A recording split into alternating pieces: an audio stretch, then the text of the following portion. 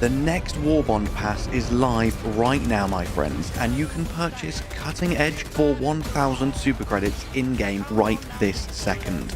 I saved up as many medals as the game would let me so that I can give you a rundown of most of the pass and tell you what's good, what's not, and basically whether it's worth your time, effort, and money. So let's start by reviewing what is in the pass, and then I'll show you how it all actually holds up in action live on the battlefield.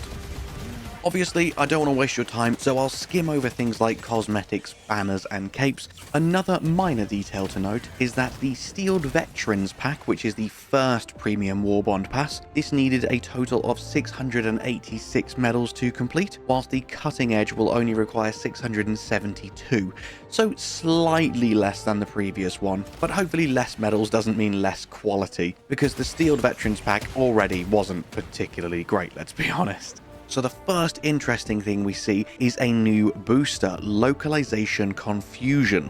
Now, later on in the video, as we're putting all of the new gear to the test, I do run one mission with this on and one mission with this off, so you can see if there is a noticeable difference in the increase to the time between enemy encounters, as this booster suggests that it does. However, more importantly, we all care about the weapons and the armor. So firstly, we have got the EX-03 Prototype 3 armor set. This has the absolute bog standard medium stats with only one armor passive, increasing your resistance to arc damage by 95%. Now, obviously, if you are playing with a team who do like to go heavy on arc throwers and Tesla towers, and even the new shotgun, which we'll check out in just a second, or other weapons that deal arc damage, which I'm sure will be introduced in the future, then this could be fantastic to make sure you're not team killing each other all the time. However, it is literally only good in that one specific circumstance.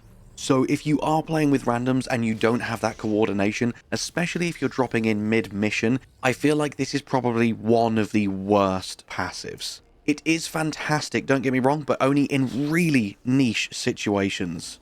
And our first weapon is the Las-16 Sickle. This is the second energy weapon that the game has seen, and as long as you manage your heat well, it effectively has unlimited ammo.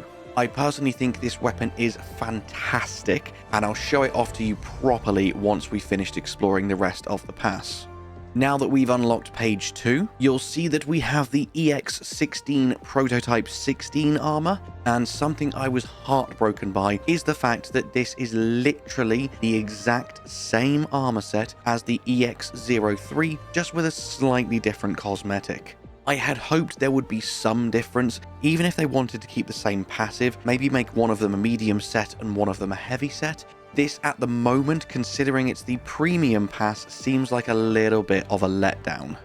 Of course, as with page 1, we've also got more helmet and cape cosmetics. But more importantly, we have a brand new type of grenade, the G23 Stun Grenade. And most importantly is a plasma shotgun, the SG-8P Punisher Plasma. Immediately, I am already very worried because of the fact that this has half the damage of the Breaker Spray and Pray, and we all know how terrible that is. So this already worries me before I even try it out, but I'll show you whether it's any good or not in just a minute.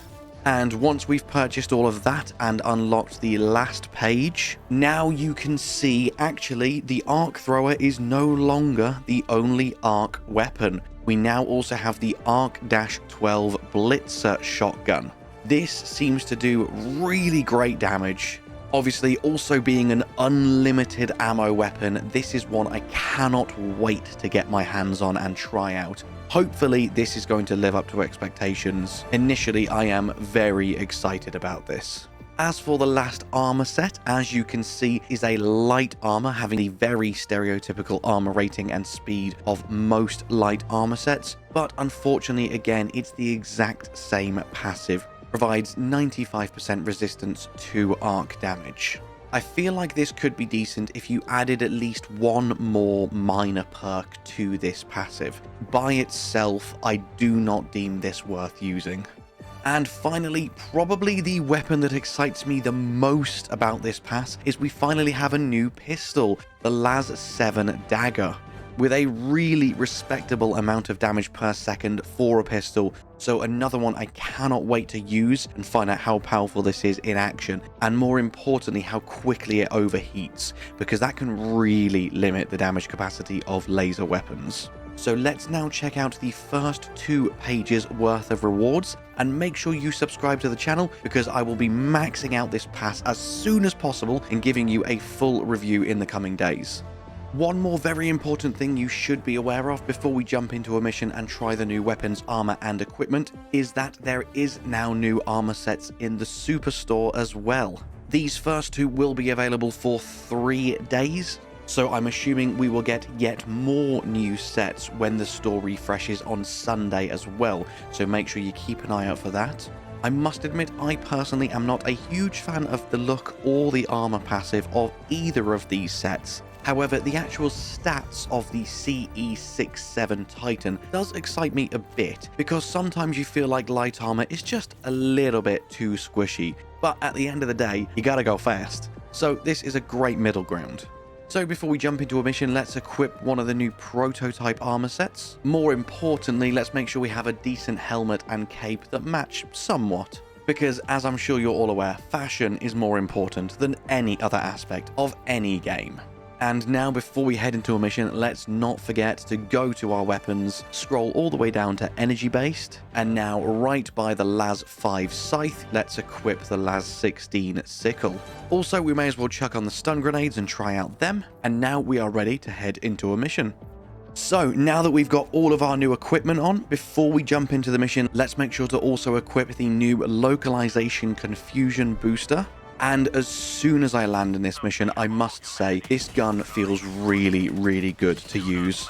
Because of the fact that it has unlimited ammo if you don't allow it to overheat, you don't feel like you're wasting ammo by just spraying and praying.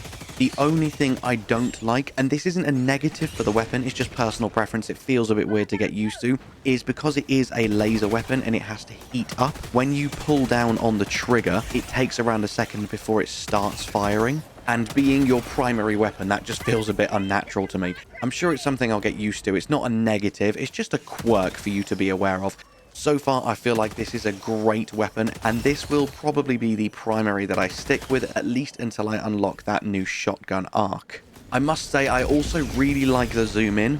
It's got a nice, clear aiming reticle, and because the recoil is practically non-existent, you can get really precise, accurate shots even from a distance. Just a quick side note for you here as well, this was probably going to be obvious to most, but just in case, here is a stun grenade not blowing up a bug nest. So if you do want to bring these stun grenades with you, make sure you bring something like a grenade launcher, or you will have no way to deal with nests and factories. Also, can I please just call out the fact that I have called in an airstrike right next to that nest, whereas I'm a decent 20 feet away, and it manages to kill me and not the nest. I totally appreciate I was stood too close, but could it not have at least blown up the nest as well? Anyway, now that that nest has been cleared and the enemies are all gone, if we check out the different modes for this gun, as you can see there aren't any. All you can do is increase or decrease the scope range when you zoom in, from 25 to 50 to 100 meters. Obviously that's fairly standard for most primary weapons, so you can customize that at will depending on the situation. The longer I'm using the sickle, the more I am beginning to really enjoy this gun. I don't mind the fact that it takes a second to charge up because of the fact that it is pretty damn powerful, very fast, very accurate, and as long as you manage your heat, as I've already said, unlimited ammo. So one huge recommendation from me is juggle between your primary and your secondary weapon to make sure it never overheats. In fact, you can get the Las sickle to almost fully overheated, switch to your Redeemer, pump out a full round of semi-auto from this, and then when you switch back to your Las, it will have almost entirely cooled down. And because of how quick your Redeemer pistol reloads, this can potentially give you 9 full magazines of uninterrupted shooting. Switching from the sickle to your Redeemer and back and forth, constantly juggling these weapons, never needing to reload your primary. This gives you so much ammo, so much firepower for very, very little downside. Until you get ganked by a pack of hunters, that is. I would also like to talk about the booster a bit more. I obviously equipped the new booster before heading into this mission, and like a few other boosters, it feels like the impact is very, very minimal. Obviously, they can't make it overpowered, they can't make it too game-changing, but one other example of another booster that I cannot stand is the flexible reinforcement budget, which is supposed to reduce the cooldown until new reinforcements become available once you have ran out. For anyone that doesn't know, the base timer is 2 minutes. Once you've run out of reinforcements, it's 2 minutes until you are granted one new one. With the flexible reinforcement booster, that is reduced down to 1 minute and 57 seconds. Yes, that's right, your reinforcements are now ready 3 seconds faster. And it feels like this booster is just as naff. I really didn't notice the density or the frequency of enemies reducing at all, and you'll see during the next mission when I'm using the Punisher Plasma, it feels like the enemies are the exact same. Who knows, maybe by my next video when I've done some more testing my mind will have changed, but my initial testing of this new booster is just don't bother with it. There are so many better ones out there already. Oh, and also, I know I mentioned it briefly earlier, but the stun grenade is also pretty lackluster. Doesn't stun enemies for very long at all, and obviously it does 0 damage, pretty much defeating the point that the grenade was trying to fulfill in the first place. So especially if you are a cosmetic person, focus on the weapon and the armor first. Feel free to ignore the booster, ignore the grenade, so that you can unlock the juicier things in the pass first. Anyway, enough about this setup. Let's now take a look at the new Punisher Plasma. I talked earlier about this new armor perk and its one and only benefit. So let's actually see that in action now. As I'm sure everyone here probably already knows, a stray arc thrower shot or a zap from a Tesla tower will insta-kill you regardless of anything else. They are that powerful.